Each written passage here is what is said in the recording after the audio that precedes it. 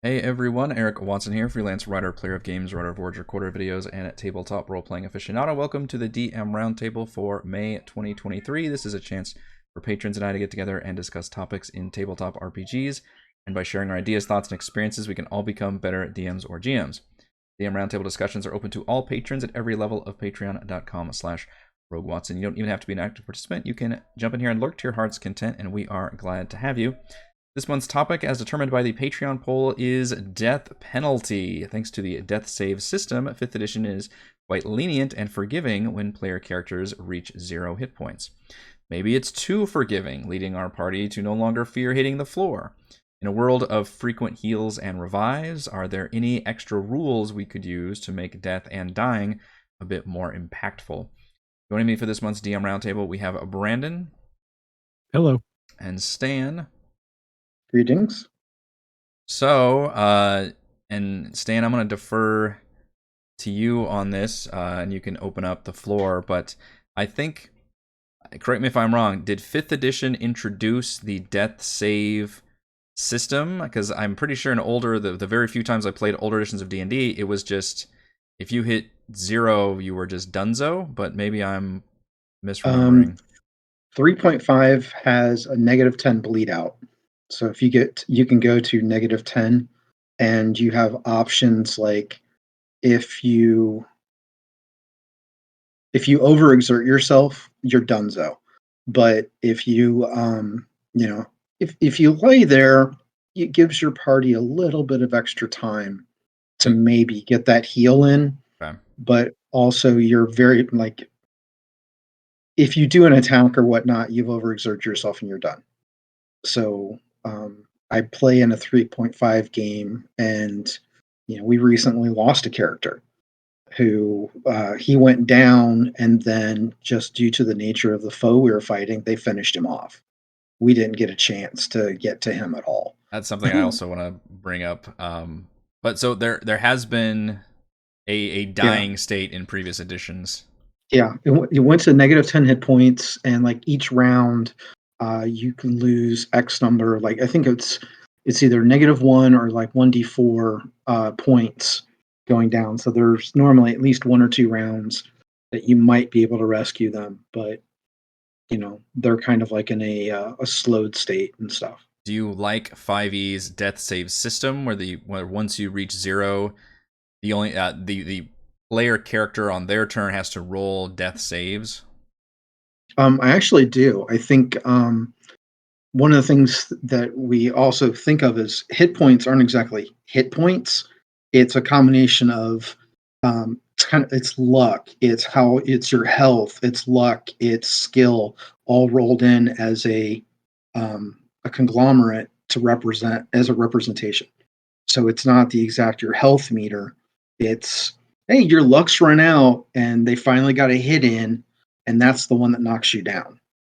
Yeah, that makes it tricky when you're describing like blows and Wounds hitting. and stuff. Yeah, and it's Mm-hmm. like when you take damage, it's like, are you actually like slicing them, or is it just that you got Mm-hmm. exhausted right there? But I get what you're saying. It's all a metaphorical like representation of like your stamina and your exertion, and in addition to your actual physical bodily health. And obviously, when you reach 0, you're you've given out at that point, but you're still not killed. You're in like a bleeding out.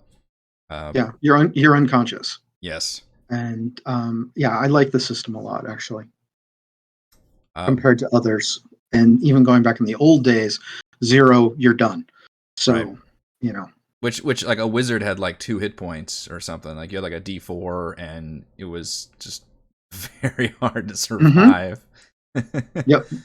Which they also helped that by giving everybody maximum hit points and just better starting hit points. Um, Brandon, what are your opening thoughts on the death save system and dying in 5e?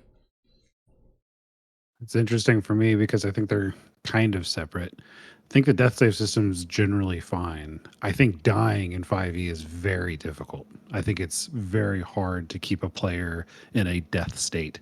Not only outside of the reviving tools between curing and then if they do, expire, that they can be revived and stuff like that.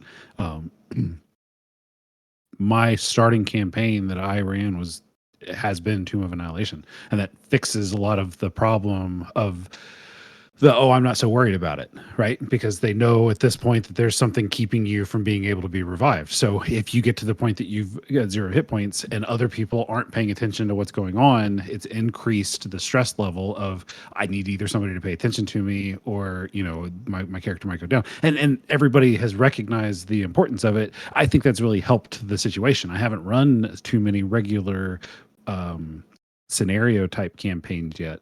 So it's interesting because I still have I was looking for my kill list actually. Everybody's got a kill list. Yeah, I think I've got like 7 or 8 deaths underneath my belt. And the thing is like it's not on purpose, it's all situational, it's circumstantial, it's just and everybody's been cool with every one of them. But the thing is like it's still very difficult to get a player into that position. Like most of the times it was a bad choice and bad timing on their part, but otherwise it probably would have been avoided. Just because 5e is very forgiving because it gives players a lot of chances. Yeah.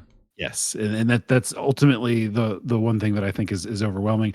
I think the most recent conversation that I was having with people was that I was thinking about trying the 1D&D's exhaustion rules. That it goes from 0 to 10. It sounds a lot like the older system that Stan you were just talking about, but basically you get a cumulative -1 penalty to a D20 roll, and so the idea being is that as you gain more levels of exhaustion, it's more difficult, and that it's across the board for everything. Correct. Yeah. And that coupling it to when you get reduced to 0 hit points, that you would gain a level of exhaustion, and that by getting revived, like by being brought back up or by clearing your death saves, you are still at a -1 penalty until you're able to relieve that cumulative exhaustion. And to me it sounded really interesting and a little bit more effective of like making a stressful situation or more difficult situation for players because of how lenient the death system is, I think, in 5e. Right. Now you're starting to get into why I like whites so much. As far as the monsters, you go to 0, you're dead. There's it's necrotic damage. Like that, aren't there? Yeah. There's some whites do it specifically, but some people argue that if you go to 0 because of necrotic damage, you're dead. So I could see a DM making that ruling, but I don't think I would want to do that. But yeah, that's the one kill I've got in the last. It's the most memorable kill that I've got is I killed the party's cleric with a white. And they'd never encountered one before. And all of a sudden, it's like, no, they went to go, and it's like, oh, we've got time. No, he's dead. What? And, it's like, yeah, it's a white. And someone rolled a religion check and went, oh, no. And he's not just dead. He's going to come back as a zombie tomorrow. We have a problem. Insta-kill abilities have always not sat well with me. Even though I feel like that should be on the table, especially for certain high-level enemies and obvious like a giant like smushing trap that just pulverizes everything. Like there shouldn't be like nobody reaches an unconscious state if you're being absolutely demolished, right? Like logically, it should make sense that some of these should auto kill you, and yet it just I don't know. It always felt bad if somebody just makes one wrong move. And, normally have been fully, fine with like 80 hit points or whatever, and they make one wrong dice roll, and all of a sudden you're just fucking deadsies. It's like, oh, damn. But I get that, like, there are circumstances that comes into play. I'm sure that probably should have come into play in Tomb of Annihilation sometimes, but I think I went through that same worry about these instant death situations. I'm like, I just don't. And it depends on the group a lot of times, right? Like, groups, hopefully you make that covenant before you start, and everybody's like, hey, go hardcore as much as you want. I can take it. I feel like my group were much more casual about that kind of thing. We're playing it more like a video game, and I don't think it would go over very well if I was just, I can imagine that people would initially take it okay and then still be kind of butthurt. Like I think so. Some sandpaper. Yeah, because I think it feels bad, especially because most dying states you have a lot of time. Like we said, you drop down and you've got a couple rounds to come back. I like the idea that 1D&D said. I guess it it changes the exhaustion system to make it just that -1 instead of all these like debuffs you have to look up to basically remember what they are. Yeah, and then it has a longer. Is it still only like one exhaustion level cured on a long rest, or is it a little bit more accelerated than that? It does seem to be it's one exhaustion level per long rest. And that's just for hitting 0. 10 is an instant death. And it's just for hitting 0 hit points that you would incur. No, it's anytime you get exhaustion, but tying it to the conversation that I think it was that I was thinking about adding exhaustion levels as a result of going to 0. I think that was a couple Reddit things that I had seen. There was another conversation that you don't clear death saves unless like during a long rest or something. Yeah, and it's only like at least one a short per long rest. rest. Yeah, it was like one per rest basically. So where it increases the gravity of what a death failure actually ends up being too. That's what I'm doing now currently is Really? at least a short rest. Like someone, the battle's over, and it's like, and then they got into their next fight, and it's like that character went down again. And it's like, well, you already have one death save. They went, what? And it's like, yeah, that you haven't rested yet. And I was like, oh. It was one of my veteran players who would, he's played in a lot of other games, first time at my table. And it was like, oh, yeah, that okay, that changes things a little bit. That is a house rule though, right? That to keep it on. Okay.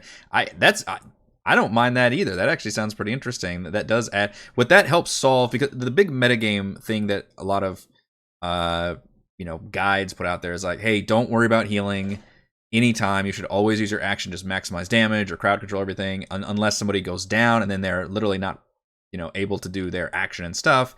Then you cast a heal to bring them back up into the fight. And that mechanically, metagaming wise, yes, that makes sense. It really sucks from an RP standpoint, obviously, and so I do feel like there's something we can do to help encourage players. RP aside, where you just want to help your fellow player, which thankfully I think, at least in my groups that I've encountered, everybody's like, oh shit, this person's in trouble, I need to go help them, and not like, oh, you'll be fine until you hit 0 hit points and then I'll revive you. But or maybe just roll a natural 1 on your death save, and everybody gets excited. Yeah, everybody goes like, oh shit, which has happened like once or twice, I think, in my experience, and it's pretty exciting when that happens. You're like, oh shit, this just got extra serious. Yeah. But going to you're going to 0 and waiting to heal, that's what a grave cleric's for. They're the one exception, is they don't want to heal you until you get to 0. Oh, really? Because they get a max heal. Oh, they don't roll healing. If you're at 0, boom, you're back. They get a full powered cure wounds or healing word. And you could play that into the character as being just, hey, I can manipulate your dying body better than I can manipulate your healthy one. Don't bother me unless you're dying. Was that Xanathar's or Tasha's? Grave Cleric? Yeah, or is it one of the original ones? That's Volo's, is where I know it from. Okay. Definitely wasn't original. Grave Domain. It looks like Grave Domain was Xanathar's. Okay. It's interesting because of how strong like power creep is, because the Twilight Domain clerics. Yeah, like those are another They're one fun. Is super strong and kind of takes what originally the rule set was built to be and definitely turns it on its head a bit. But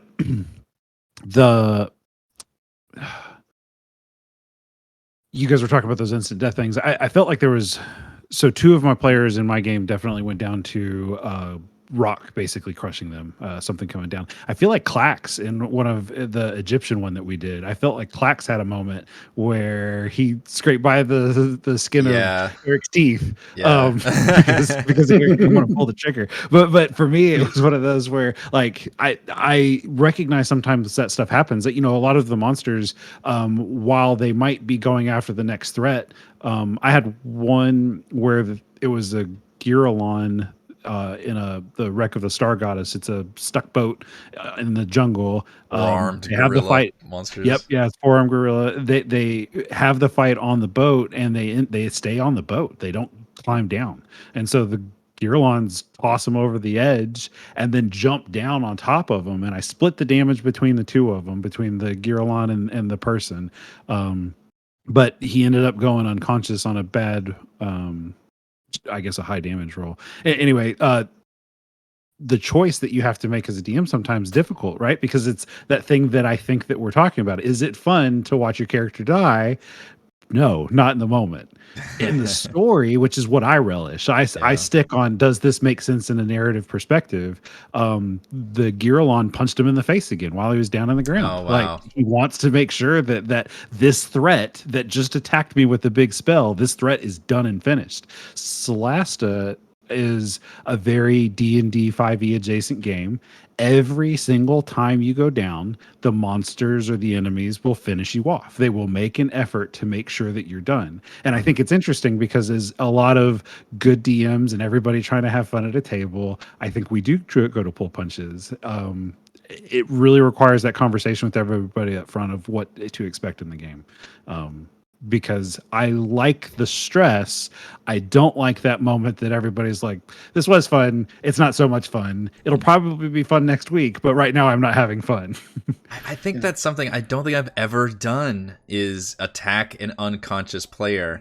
Maybe an MA has the opportunity, hasn't come up too often, but I just, and I usually RP it as like, oh, well, there's other threats that are like literally attacking them, so they need to go off it. But especially if you had like a split party situation or somebody, or you had a vicious, you know, like an undead thing that was just like, I gotta just kill this thing. Or maybe somebody with the opposite end, somebody who's really knows the players, like, I gotta fucking finish this person off. Then there are opportunities where it makes sense. But boy, that it feels real nasty on the DM point, because at that point it feels like you're just like, the player's already down, and it does, I don't know, it feels like you're literally adding insult to injury.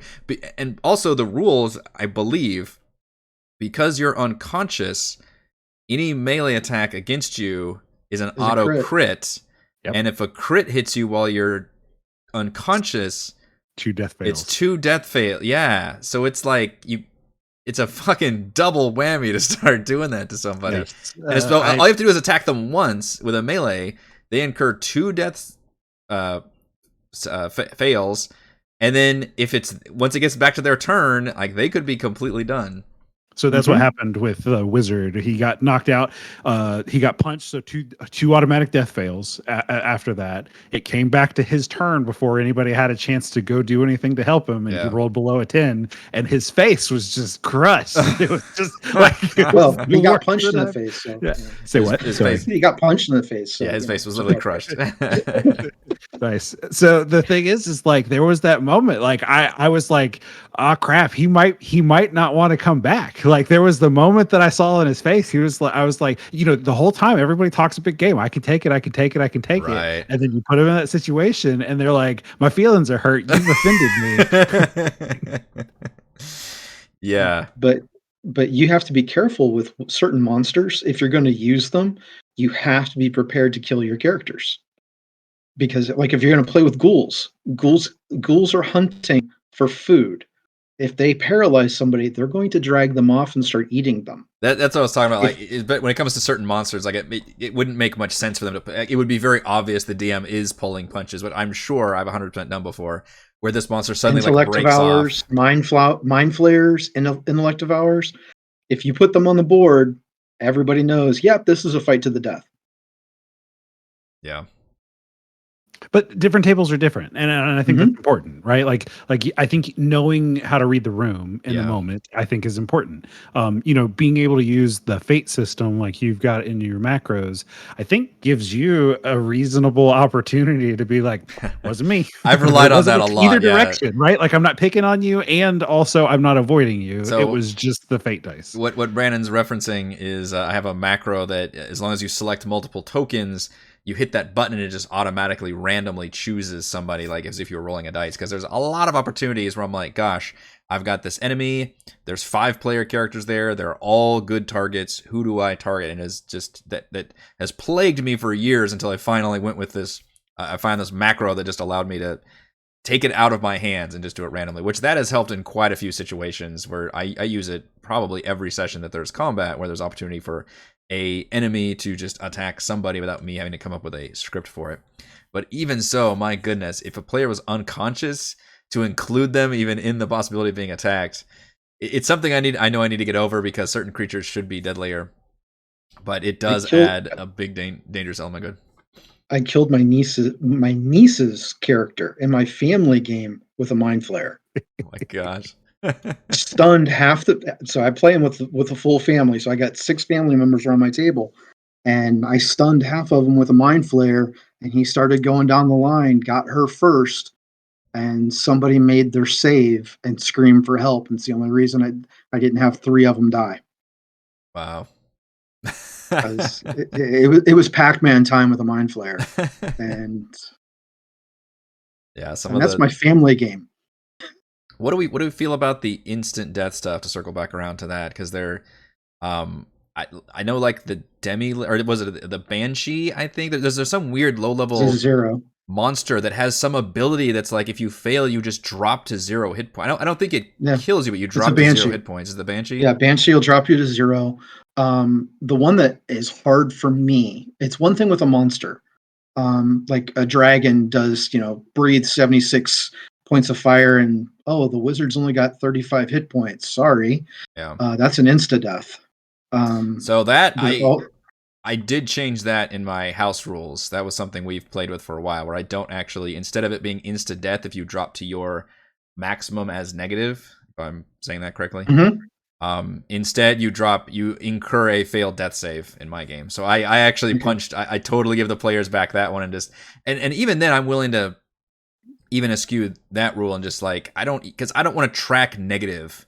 At some point, like maybe we can come up with some kind of rule system where it's like if you're 0, then you enter the death saving throw valley. But I don't ever like keeping track of like, well, how far back from 0 do you get? Like, well, you're not tracking how far; it's just on that one hit.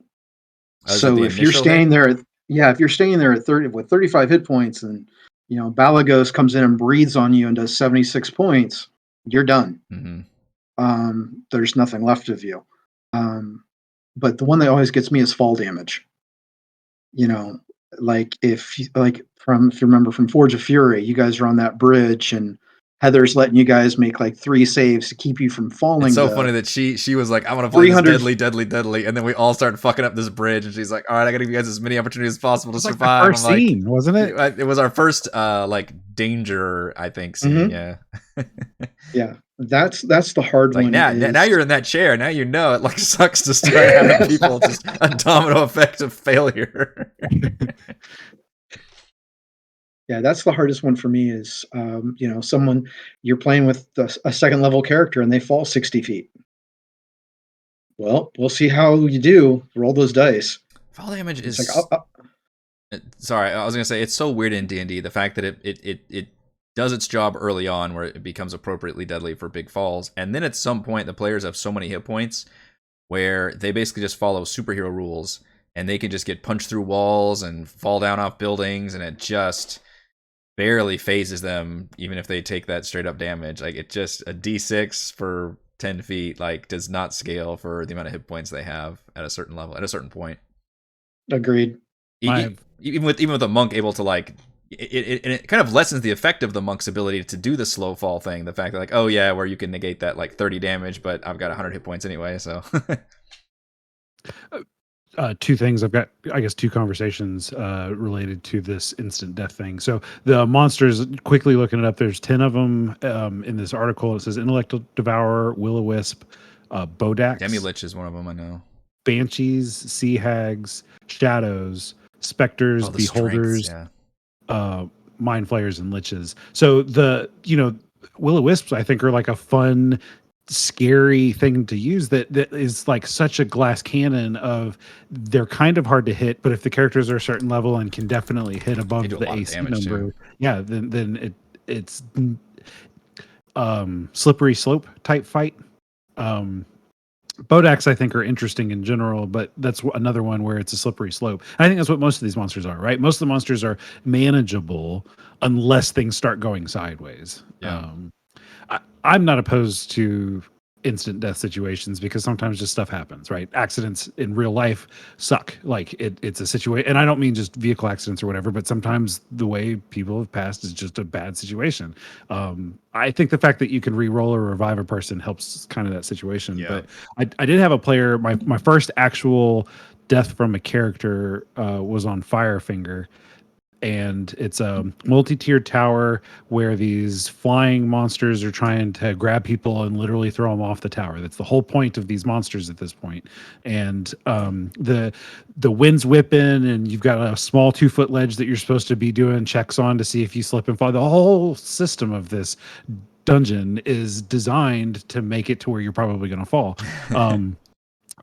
I had a really unique situation where somebody grabbed somebody, they got tossed off. The wizard used his featherfall reaction to stop her from falling. So the next monster came Picked up up and the grabbed wizard. him and threw him on his head. And it was just the dice, right? Like the dice just luckily ended up that way. And he accepted it. We talked about it. We were talking about the situation as it happened. He goes, "Nope, I cast it on just her. I didn't cast it on anybody else. Yeah. I recognize my consequence." Now, me being kind of naive at that point, we went ahead and rolled the full, like however many D6s it was for the distance. And I think it caps at 20, right? It isn't like 20 D6. I think it like actually does, which is also weird. Like do. you can't ever take And I more than think 20 d6 from falling. there's a little conversation about that with like it being maximum velocity, I guess, is that at some point you're only going to get so fast. I kind of disagree with it. And I just said, I'm just going to do however many feet it is. Yeah. And it was enough. It was double his damage. So he didn't make it. And, it was a really interesting conversation and memorable because we talk about it all the time still. But it goes back to where if you want to have that experience, Tomb of Annihilation is a good one for it. The rest of them I think are very manageable. But yeah, fall damage I think is interesting. I want to know, did he lose concentration and then Featherfall go and she falls too? That's what I want to know. So the Aarakocra that was captive had actually swooped down and grabbed her in her fall, in between the moments that he got thrown off and then she got saved. So yeah, Okay. it was a good story. Like I said, it was fun there. But there was one other one because I think you guys had a bridge fight that had the antler things in Icewind Dale. It was like a mid-tier fight. I can't remember the names of your monster. In this campaign right now? Yeah. Rime of the Frostmaiden, and it was like flying antelopes. Oh, Peritons. Jackalope type things. Yeah, Peritons. Peritons. Yeah. Yeah, and there was like a bridge there, and I remember thinking like, "Ooh, if there was ever going to be a moment that this could potentially be that moment." Yeah. That was one of them. Yeah, there wasn't a whole lot of, I think, height opportunities like there were in Tomb. I remember Tomb had quite a couple where it's like, oh shit, they're on a cliff, or yeah, that one Firefinger tower, or you talk about the Wreck of the Star Goddess, they're up in the, like, there's a lot of opportunities where there's a verticality element to it. I don't remember Rime had too many of those for falling damage. But like Disintegrate, you're not a big fan of Disintegrate, right? No. Death, power word kill. Yeah. For it just, I don't know. It just doesn't feel good for somebody to just cast a spell that if you fail this, you just do not pass go, do not collect $200. You're done. You don't get to do anything. There's no death saves. You don't take, or even in the case of power word kill, you don't even take damage. It's just like, hey, if you have less than, I think it's 100 hit points, yeah, you're just done. I was like, I mean, this is a world where this is a universe where this spell exists, I guess, but it just, I don't know, it sucks. Well, and I think it's interesting from the different perspectives, right? Because I'm not trying to talk out of turn, but are a little bit more lenient and a little bit more trying to give the players an opportunity to play the game. Yes, exactly. Yeah, I think it feels bad whenever, because at some point it doesn't feel like the player made like a mistake or made a conscious decision. It's like, hey, we engage this high level spellcaster. The spell, maybe I use Token Fate, and I was like, all right, well, it randomly targets you, and then you cast Disintegrate on you, and the player doesn't make the save, and then they're just fucking dead. And the player's gonna look down and be like, oh, well, okay. I'm trying to empathize with the player situation, and they're gonna be like, I didn't and I guess it depends on what context of the fight it happened in, but obviously it makes sense for the spellcaster to open up with that other big spells. And then it's like the player's like, well, yeah, okay, like they didn't do anything to earn, I guess, that much You death. challenged a high level spellcaster. Yeah, Yes, you did. that's the thing, right? Yeah, but then it's like, how much meta knowledge do your players have that they're using? Where they're like, oh shit, this is a. I remember a part way back when we were playing Prince of the Apocalypse, and I think it was Reese's character was like analyzing different creatures, and they met this talking skeleton, and who was weirdly talkative for them, and I had to like and I don't know what was Reese's character's name. I don't remember his Tim? name. It wasn't Tim. It was No. it was in was it Fandover? Maybe it was last one I Fandover. Fuck, I don't remember. Anyway, and to where he had to be. I specifically told him like, hey, by the way, this is a lich considered one of the most powerful entities of this universe, and he was like, oh, okay, like.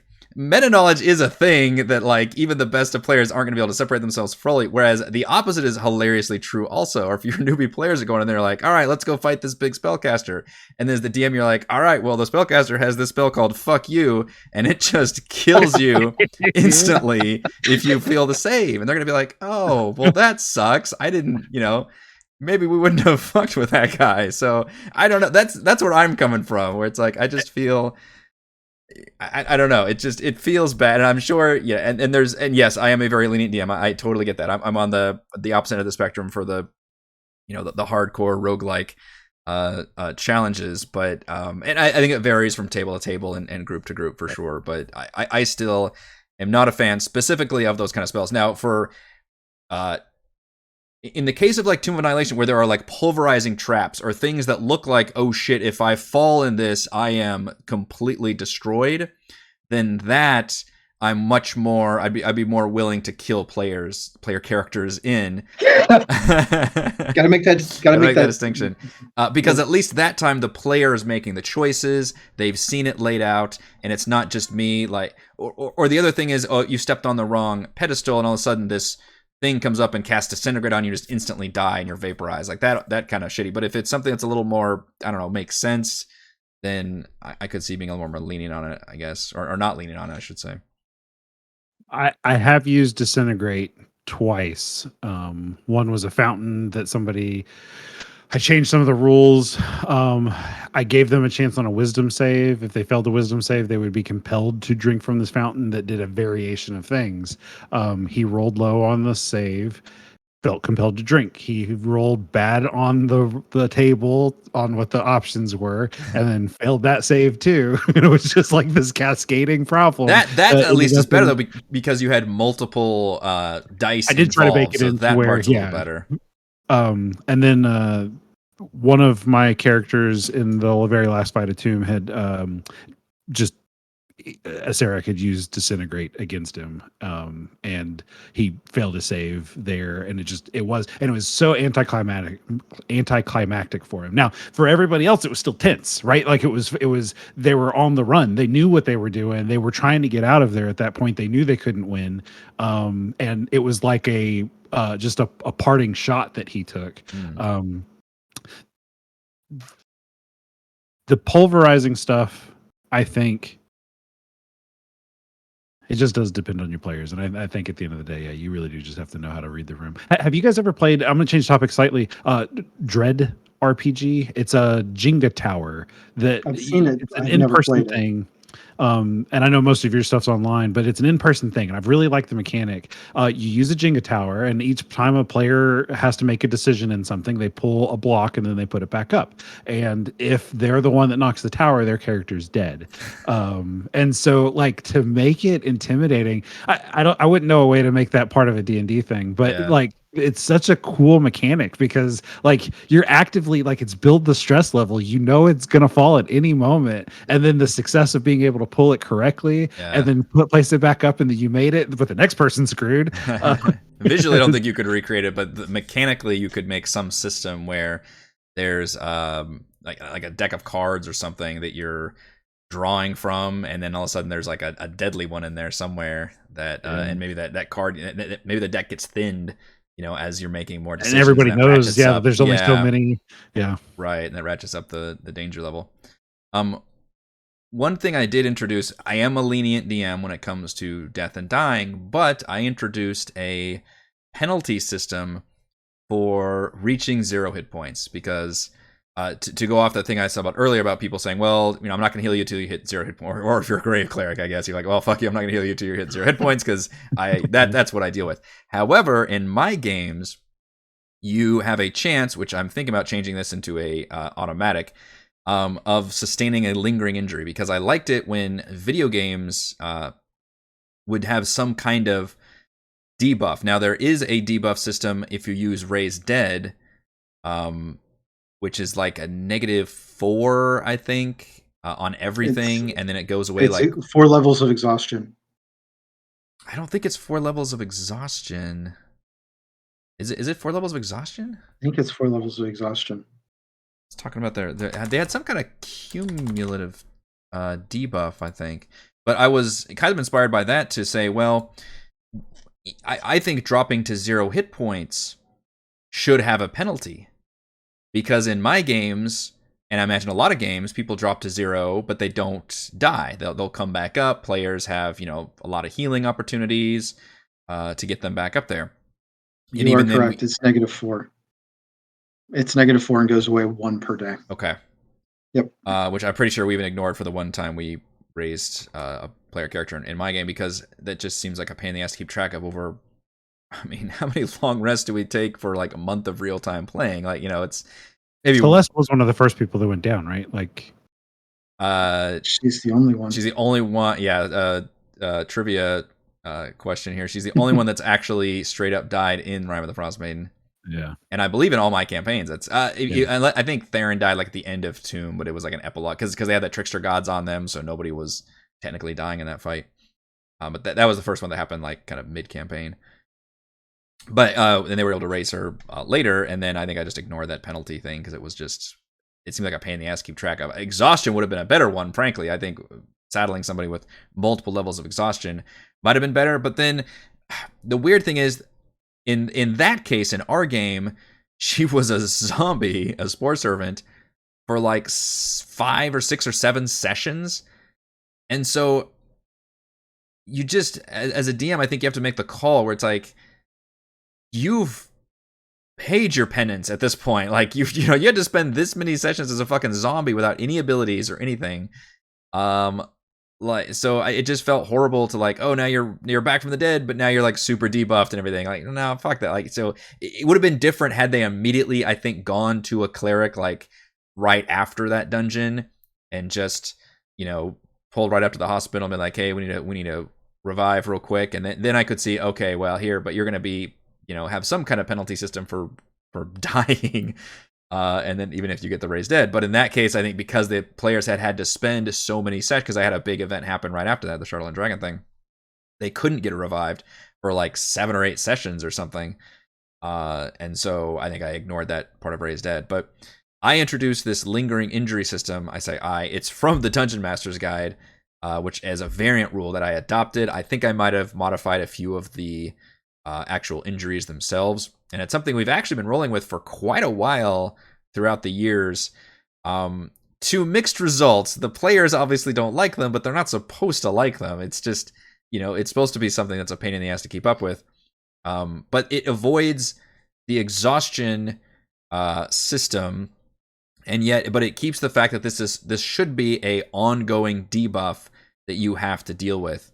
And I'm curious on how you all, as folks who have been watching these games for a while and also played in some of my games where we've used the lingering injury rules, how you all feel about this system, and if you feel like there should be a system like this, or if there shouldn't be anything to do with reaching 0 hit points. If as you've yourself said, put more of a easier, relaxed DM, this gives you a way of administering penalties. Yeah. I don't have that problem because I will kill the character. Yeah, it's just far deadlier. Yeah. So reaching 0 hit points is already like a very dangerous thing because I have monsters that will end you. Yeah. So if you have if you still want to impose penalties, but you're hesitant to use Finger of Death or some of those insta kills or have monsters finish off players, yeah, I think that's a good compromise. But I still like the chance of not getting one instead of having it mandatory. Yeah, I guess the especially problem is especially in Empire, because that's hard enough anyways, man. Every single fight feels like I'm fighting for my life. I think that they're part of that conversation of adding the. So I don't think it's good for the current 5e's exhaustion system. I don't think you can tie going to 0 to the current exhaustion system. Yeah. But using the one D&D's play test stuff of it having cumulative -1 things, my understanding and part of the conversation was that it doesn't make it difficult. Lingering injuries typically is going to be a problem for your melee characters and not your ranged spellcasters or ranged players, because they're not going to be up in the fights. They're not going to be in the situation where they're going to go down to 0 hit points very often. So there's like a bias toward it being more negative to melee players. And that if you tie things to exhaustion, that you're kind of increasing the chance for everybody, I guess, was part of the rule. I am enjoying playing with a game that has lingering injuries because it does add an additional complication. And for people who may be min-maxing their characters, which is their right. I'm not trying to make it pejorative, but I would say not even min-max. I think most of us optimize. Like we optimize, yeah. We come up with a character concept we like, and then we fit abilities that make sure, like, okay, is this gonna work well enough to where I feel like I'm helpful in the situations I want to be helpful in. Min-max, I feel like, is like you're following very specific guidelines, and then maybe marrying a character concept to that. Where I guess people could start with mechanics first. But I think optimize is what a lot of people generally end up doing, where you're, assuming you know a little bit about the game, where you come up with a character and then, sorry? I said I've played with both, like with both types of people. Yeah, definitely. I've definitely played with my fair share of min-maxers. Yeah. And I guess the thing is like the lingering injuries does give you an opportunity to present consequences for stuff just going sideways, right? Now you do have a thing that you have to deal with. Like it's not a guaranteed you're going to be able to make it through this situation because you've got this broken leg that you have to hobble around. So you're at half speed or something. Yeah. I've enjoyed it as a player.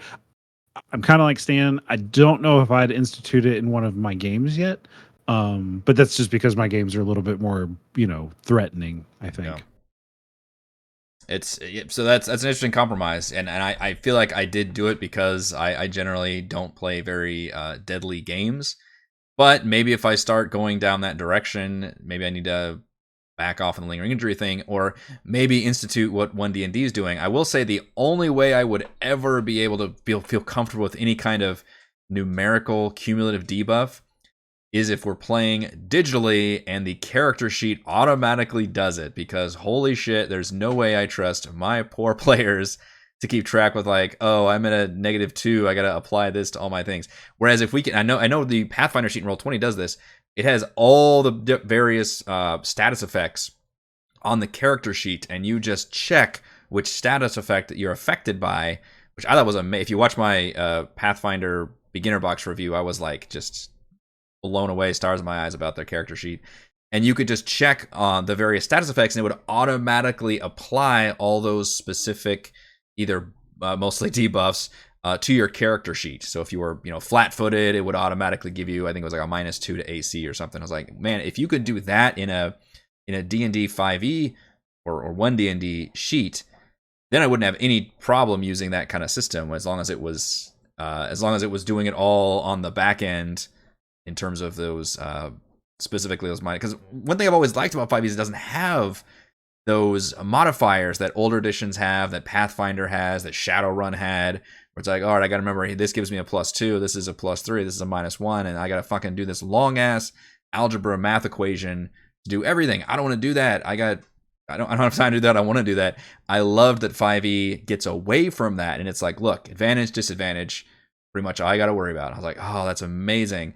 Except for weird things like cover, I think, and there's a few others that still use modifier rules, but that's the only reason I'm turned off by the new exhaustion system that has the -1. It's like, oh, I don't want to go back to all the cumulative stuff. Although I do like that as a more maybe elegant solution to handling a drop, an unconscious penalty, I should say, because the death penalty is, already that you're dead.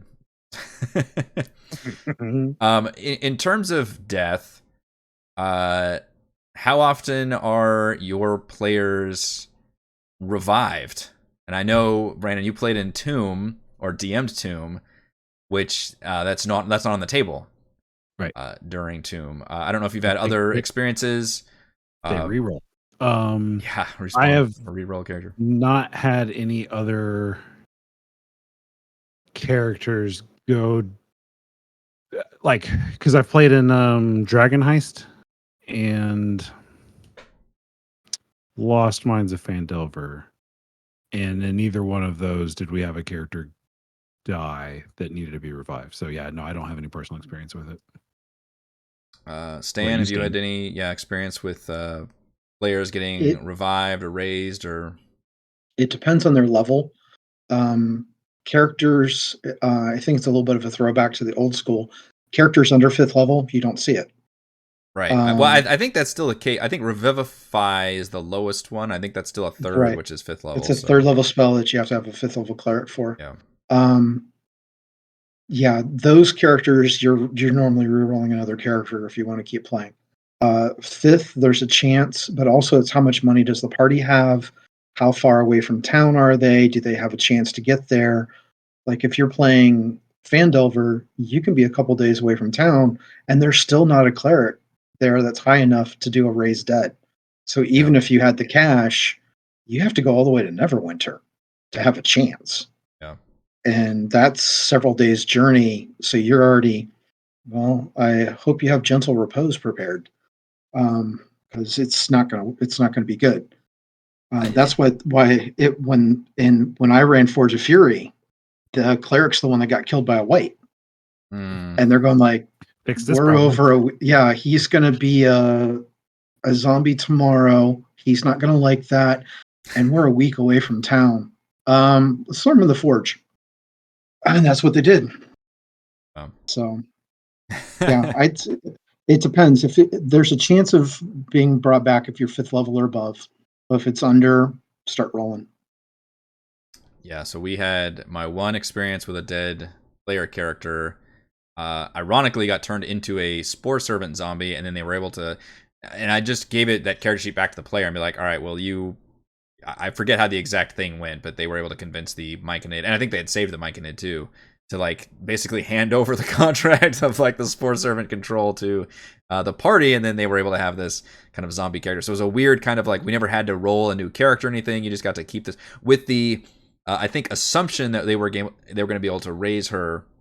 They just weren't able to do it for several more sessions after the fact. But I did have in my rules that like I think it costs 1,000 gold or something to raise somebody, as long as you're in a decent sized town to get that done, which is a pretty big. I guess it also depends on the campaign and the party dynamics, though. Like, how much is that a money sink for your party? Because, like, gosh, I feel like some campaigns just fucking throw money at the players to where it's like, well, level 3, I'm going to retire and live in a mansion. Like, I don't have to risk my life anymore. I've got all this money. And others are very, very stingy, and players are like, oh shit, I can barely afford my 1 potion of healing. I think in this case, it was like they had just come because she had died at the end of a big dungeon. They were able to sell a lot of the really high price loot they got from Sunblight, and I think I remember him selling like giving one thing over to I think was worth like thousands of gold.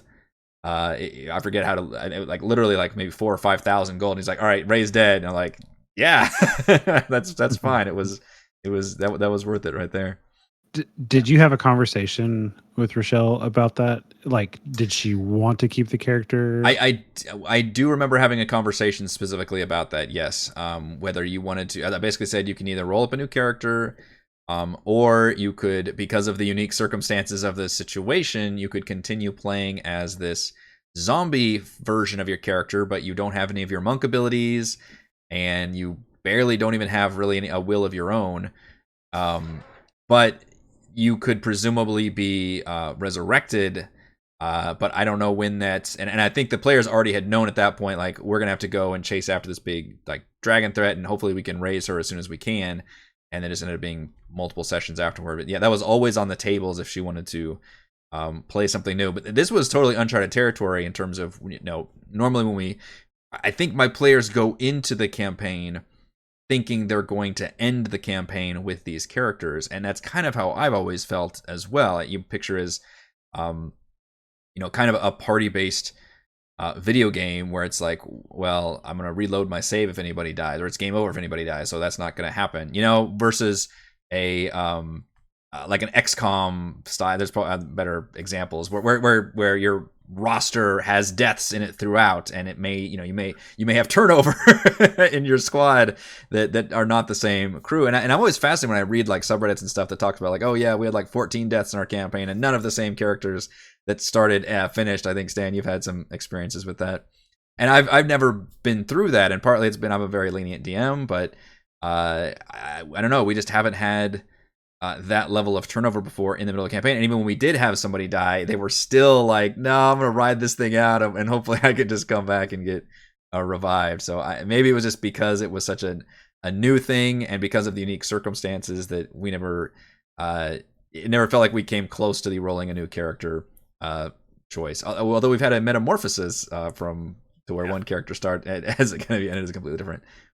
And we still have another session left, by the way, a finale, and there, if there's any a good time, which this is kind of a side rant in terms of when it's a good time to kill a character. If there's any good if there's any good time to have that happen, it's the big finales. Because one thing that drives me crazy when I read about these D&D stories is when, like, oh yeah, my person died to a pack of wolves on the road to our next dungeon. I'm like, God, that would be so disappointing for me, the DM, or me, the player, if that happened, versus if I'm, in the middle of this really cool, like, dungeon area or against a boss, and then I go, like, that feels a lot more impactful and interesting, even though death should be on the table, but I'm always thinking about the narrative story, and it just rarely would it come off where somebody like randomly dying to a road encounter would be very impactful. But now that we're in this big, final battle coming up, there's, I think you'll see me. I think you'll see me be, and maybe folks have noticed me doing that, but I will be a lot less lenient on those big, powerful battles, because now I'm thinking those. Same thing with the sun. Like that was a big boss battle in Sunblight, right, where she had died and the party had split up, and it was such a cool moment where I'm like, yeah, we're gonna do this. And I actually let her expire the death saving way too. It wasn't even that I had anybody attack her, so I wasn't being particularly like malicious or challenging, I guess I should say. But that was a big marquee moment. It was big and memorable versus if you had just died against like the first little monster outside of the dungeon or something. So to me, it works as a narrative scale for death moments. All right, let's talk about our final thoughts of dying and death, and using any kind of optional variant systems for penalties when it comes to dropping unconscious or maybe coming back from the dead. Brandon, let's go with you. So I guess my last thing, when I was having a conversation with my players recently about like the changes, like what do you guys think about if we change exhaustion rules, or maybe the next campaign we do it like this? There had been a lot of conversation back and forth, and one of the things that I had said was that what I really jumped into 5th edition for was because it was simple and quick, and then I catch myself like reading something that says, yeah, messing with simple and quick sounds like it'd be fun. Let's make it more convoluted and complicated. And I think the difference is like, for a new DM, for somebody who doesn't have a lot of experience, 5e's rules are fine, right? Like there's no huge problem with them. Sure, it might be difficult to kill a player, but is killing a player the objective? No, it's not. It's the consequence for having a realistic world. So I argue that 5th edition's rules are fine. The variations on things like lingering injuries give good complications. It seemed like a way that they were trying to say, let's not just have people go down and then pop back up and then go back down and then pop back up. Yeah. So it's I don't know, it's fun. I think everybody will find their fun and their enjoyment, and tweaking things is what I've learned is part of D&D. Is what makes it fun. It's your table becomes unique. I think partly what I was inspired by too was again, maybe XCOM did this, or like Darkest Dungeon, where there was some, like, you got like these really big debuffs as a penalty for failing. In Darkest Dungeon it was reaching 0 on your sanity or whatever, but in this case it was like getting to an unconscious state is like, hey, now you get a big debuff as a penalty. It's not permanent, it's not insurmountable, but it is long lasting. That doesn't just automatically cure upon, although you can cure it with a greater restoration. And I do have the rules about a medicine check that players can attempt once per day at a pretty challenging rate. So there is ways to heal it, but I kind of was inspired by just having some kind of ongoing penalty system just for reaching 0, so that made it, just reaching 0 made it more impactful, with the caveat that, yeah, you're probably not going to end up dying as much, hopefully, because I don't like to do it unless it's going to be very narratively satisfying and interesting. I will say that. Stan, final thoughts on the death penalties, death, dying, and all that good stuff? I'm okay with the 5th edition rules for the most part as is. Just maybe make those death saves a little sticky. You need to rest to wipe everything clean. Yeah, especially in a world where you've got when most of your people working in temples are priests, an act of cure wounds is a miracle, and you're with parties that have 5th level characters that are chosen by the gods to be able to raise the dead. Wizards are casting fireballs. I think that the current system is fine, but I also use insta-dead monsters as well, so it all balances out for me. That's the other thing. If you're playing a high magic world, or just regular magic, I guess I should say, that the regular D&D level is at, then yeah, you can just go to your local town to a certain degree, maybe not your backwater, and there'll be, a priest there who's hopefully a high enough level where they can cast that, and you'll just have to line his pockets. But a large enough city, yeah. Mm-hmm. Yeah, that's the thing. And so death becomes weirdly, like, yes, it should be pretty impactful, but also this is a game where player characters can be revived and raised and all that good stuff. So that's another good point, and that's something that I should remember also, is that death doesn't have to be the end, unless you're playing Tomb of Annihilation, which kind of did factor into my thinking for a long time. But that's specific to that campaign, where normally you can go and raise somebody. Now, the other option is you could be playing a low magic campaign where that's not a thing, and thus death suddenly becomes a much bigger deal and a much bigger challenge. Mm-hmm. Where if maybe raising or resurrecting is a unheard of miracle, or just a super rare thing that only the most elite even have access to, so that would make it more impactful. But I do like that variant that you talked about of failed death saves accumulating until you rest next time, which does help, especially if somebody goes down to 0, they roll a fail, but then somebody revives them, and they're like, okay, I'm A-okay, but you're like, no, you still have that failed death save up until you can institute a rule of either short or long rest, I guess, at that point. But I think that's a pretty cool idea to add to that attrition level if your players want a more, slightly more hardcore experience, I think. So a lot of really good variant rules we've got here, but I think we all agree that the main 5e rules are also perfectly fine. I think the death save system feels good because it gives the players a chance to drop to 0 and have, on average, 2-ish full rounds after they drop to 0. Now, they're not doing much, but it's still, I think it's exciting to also roll that, because it's like, oh shit. And all the other player characters then get a chance to then fix that situation, hopefully, or alter it. So I like the idea, at least, that players reach a down state and then have a chance to come back into the fight. And in my game, you may have a chance to get a lingering injury. All right, I believe that will do it for this month's DM Roundtable. Thank you so much to Brandon and Stan, and to all the patrons for making these possible. Shoutouts to Platinum patrons, Joe, Will, Thomas, Stan, Brandon, Genocider, David, Eclectic, Roleplayer, Roll, Christopher, Brian, William, David, Corey, Koa1337, Big Nut, John, Chris, Scott, Gene, Eric, Dan, Tyler, Nathan, Camp, Crystal Lake, Counselor, Big Chef, Andrew, and Daryl. And gold patrons, RPG Paper Crafts, Pretty Boy, and Yuma, Marcus, Deadlers, Lion, Sam, Lumpy Spuds, Jerome, Nathan, Fazaka, Tortoise, Scott, Refus, Carolyn, and William. Thank you all very much for your support, and hope to see you all again for next month's DM Roundtable. Come talk with us.